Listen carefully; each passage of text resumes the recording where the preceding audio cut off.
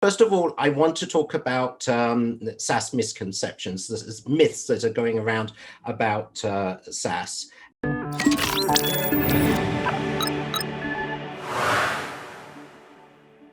So the first one is out of the box with no customization, meaning that if you have a SaaS solution, it can't be customized. And this is really one of the biggest myths related to SaaS PLM. It's mainly driven by large PLM vendors who wish to provide some level of continuity between software solutions and new SaaS or cloud models.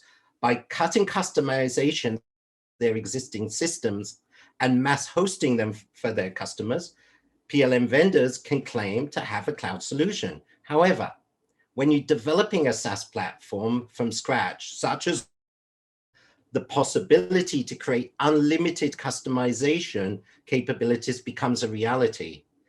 These capabilities have to be planned in the system from the first line of code.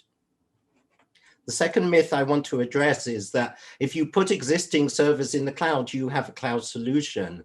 And we've heard this before. Cloud is so simple. Just take your existing solution, take an existing server and put it somewhere else, put it in the cloud.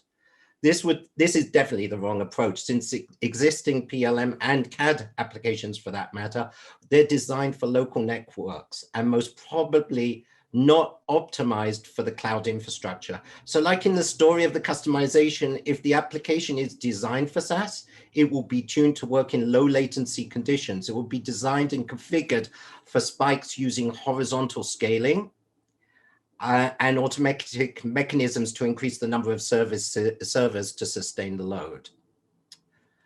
Next, PLM vendor control. This is an opinion that PLM vendors will overcharge customers because they have control over the environment. The issue, it's actually an interesting issue. From the early beginnings of the CAD industry, specific file formats were the ideal mechanism to lock customer data. PLM databases took that a step further. They added the ability to control the customer's data.